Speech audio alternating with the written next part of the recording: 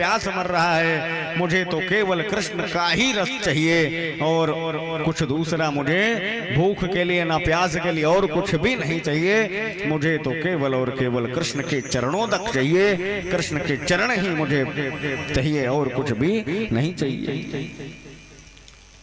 महाराज, जिनके भ्रकुटी, जिनके भौहें टेढ़े हो जाने मात्र से संसार उलट पलट हो जाता है, उनके चरण का ध्यान करने से न जाने क्या क्या हो जाएगा महाराज। तो भला बताओ, हम भूख प्यास से क्यों मरे, हमको आप कथा सुनाते रहे।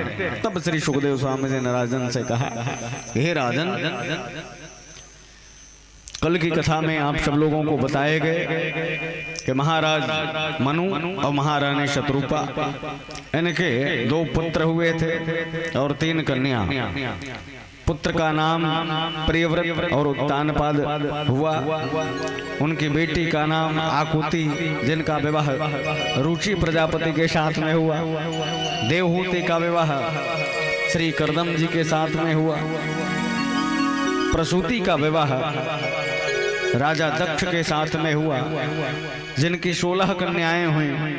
13 कन्या धर्म को ब्याही गई, 2 कन्या अग्नि देवता को ब्याही गई। अग्नि देवता की पत्नी का नाम स्वधा देवी और स्वाहा देवी हुई, और 16वीं जो संतान थी जिनका नाम सती देवी, उनका विवाह भगवान भोलेनाथ से हुआ। तब श्री राजा परीक्षित जी ने कहा, महाराज, आपने कर्दम का विवाह बताया, कर्दम भी भला विवाह कर सकता है, कर्दम का विवाह कैसे होगा बताइए आप। बोलिए श्री वृंदावन बिहारी लाल की जय हो। देखो मैया, हमारी ओर देख करके कहीं कथा सुनेंगे ना, तब तो हम कथा कह पाएंगे, नहीं तो भूलते भटकते हुए कथा कहेंगे। ना हमको कथा कहने में रस आएगा, ना आपको सुनने में आनंद आएगी। इसलिए जो भी हैं, जिस प्रकार से भाव हैं, वो कृष्ण के चरणों को देखते हुए आप सब लोग कथा सुने, क्योंकि ऐसा अवसर देवता जब आए तब उनको भी नहीं मिला ना, वह अवसर हम सब लोगों को मिल रहा है। हम बहुत परम भाग्यशाली हैं जो कि भागवत महापुराण के संगत को हम सब लोग कर रहे हैं। इनकी जो एक एक कथा है, एक एक शब्द हैं, वो कृष्ण का ही स्वरूप है।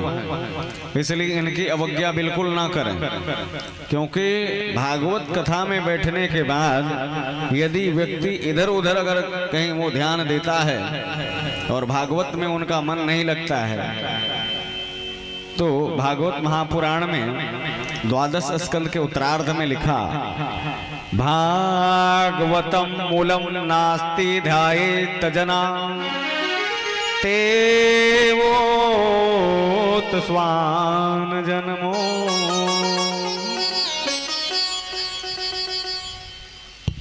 10 जन्म तक के वो स्वान की योनि को भोगता है।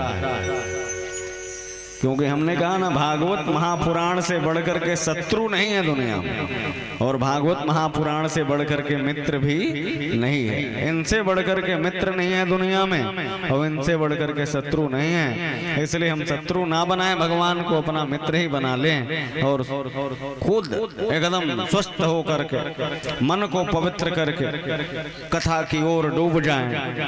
क्योंकि कथा सारी व्यथा को समाप्त कर देने का एकमात्र साधन है। कथा आत्म को भी पवित्र कर देने का साधन है। कथा कर्म को शुद्ध कर देने का एक पर्याय है। महाराज श्री सुखदेव स्वामी जी ने राजा परीक्षित से कहा कि हे राजन, तुम्हें भूख नहीं लग रही है, चलो ठीक है, अब हम कथा सुनाते हैं। तब श्री सुखदेव स्वामी जी ने राजा परीक्षित से कहा कि हे राजन, कर्दम जी की कथा आप लोगों को भी कल सुनाई गई, परंतु संक्षेप में सुनाई गई।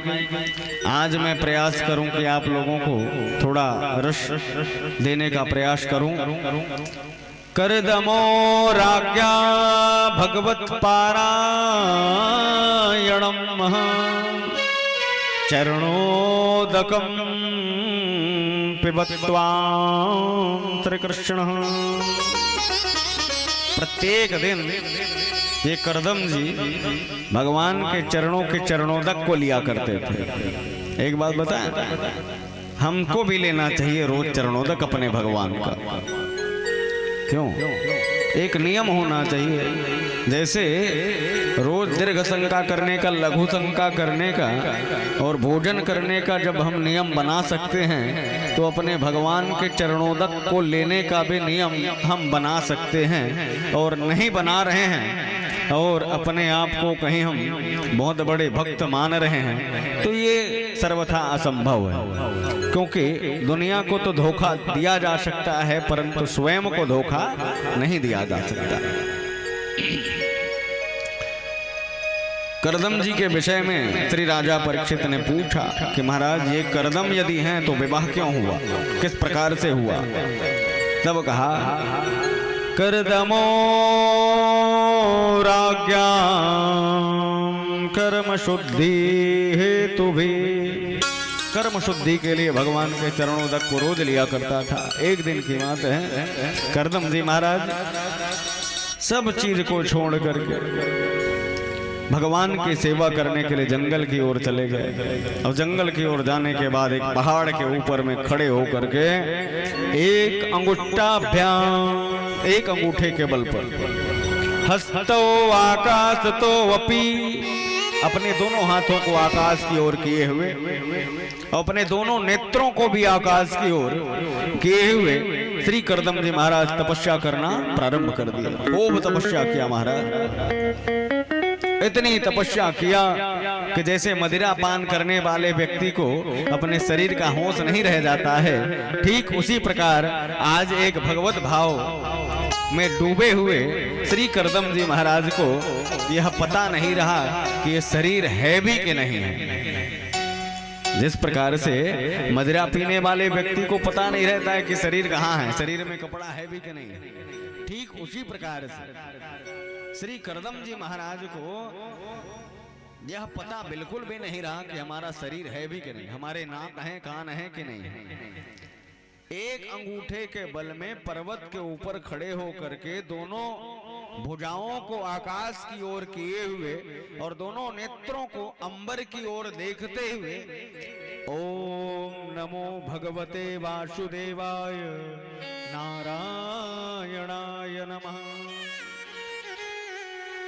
बरसात का दिन जब खत्म हुआ, समाप्त हुआ, ठंड की ऋतु आई, शरद ऋतु आई, उनके बाद जब ग्रीष्म ऋतु आई तो उनके शरीर में चींटियां प्रवेश करना शुरू कर दी। और चींटी जब प्रवेश किए ना, घाव हो गया और घाव को चींटियां खाना शुरू कर दी। अरे उनके जितने रक्त है ना, रक्त को पान करना, रक्त को पीना शुरू कर दिए, खून को पीना, मांस को खाना वो चींटियों ने शुरू कर दिए। पिपिल कौते न मांस रज्जामिधीर भवेत खादशी।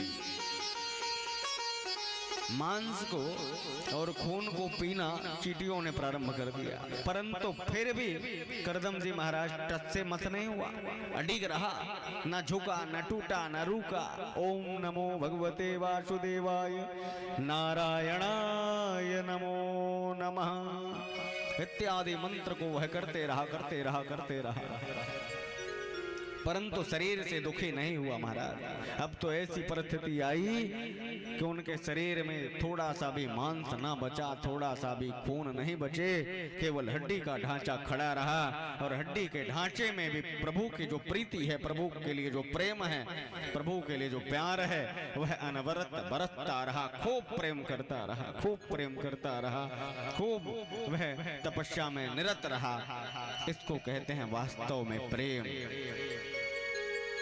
प्रेम को यदि एक शब्द में परिभाषित कर दिया जाए तो स्वार्थ की तनिक भी दुर्गंध ना हो, वो प्रेम है।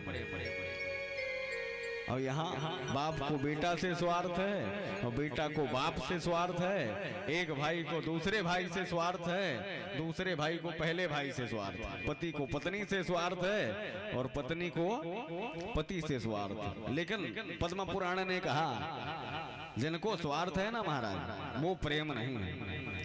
स्वार्थ की तनिक भी दुर्गंध ना हो, छोटा भी दुर्गंध ना हो, वो प्रेम है। जैसे कि भगवान ने हम सबों से किया, उनको कोई स्वार्थ है हमको पैदा करने में, यहाँ कोई स्वार्थ नहीं, लेकिन फिर भी वो पैदा किया हमें यहाँ।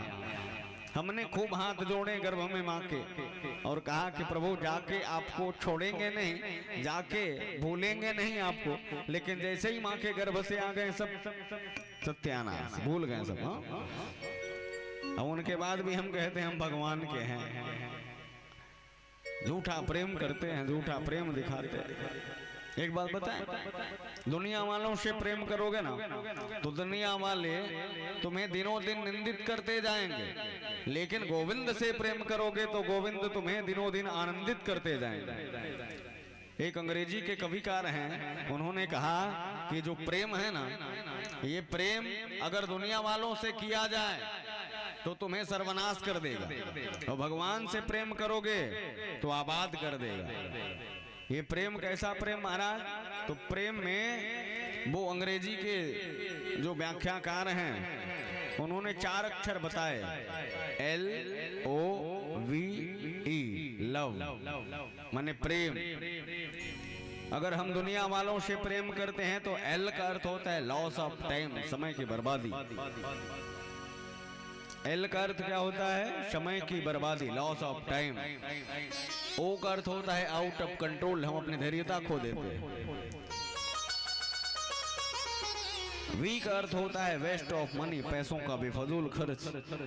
और E का अर्थ होता है एंड ऑफ लाइफ, इसी तरह हमारा जीवन खत्म हो जाता है।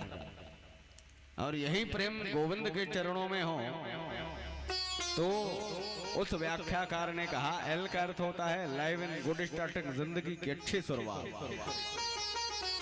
O का अर्थ होता है ओवर ऑफ मनी, खूब मात्रा में हमारे पास राम नाम का धन होता है। और V का अर्थ होता है विश ऑफ गॉड, परमात्मा हमें खुद विश करता है। और E का अर्थ होता है इंटरेस्ट ऑफ श्री कृष्ण और राम, हमारी रुचि सदा सदा हमारे राम और श्याम के प्रति लग जाती है। इसलिए हमें प्रेम किसके लिए करना चाहिए? केवल और केवल गोविंद के लिए हम अपना प्रेम करना चाहिए, क्योंकि दुनिया वालों से करोगे तो निंदित करेंगे, परंतु गोविंद से यह प्रेम होगा तो गोविंद हमें आनंदित करेंगे। इसलिए हमें गोविंद से ही प्रेम करना चाहिए। महाराज जितना प्रेम रहा, प्रेम की पराकाष्ठा को श्री करदम जी महाराज पार कर गए और करदम जी अनवरत तपस्या में आरूढ़ रहा। भगवान को दया आई, तब भगवान वहां पर आए हैं। और जैसे ही भगवान वहां पर आए, भगवान अपने शंख से श्री हरिमन नारायण ने करदम जी के कपोल को छुआ, स्पर्श किया। कपोल माने गाल। करदम जी के गाल को अपने शंख से जैसे स्पर्श श्री नारायण ने किए, तत्काल करदम जी महाराज ने देखा, आंखें खुली तो सामने देखा चतुर्भुज श्री हरिमन नारायण। बोलिए श्री हरिमन नारायण भगवान की जय हो। थोड़ा और धीरे बोलना।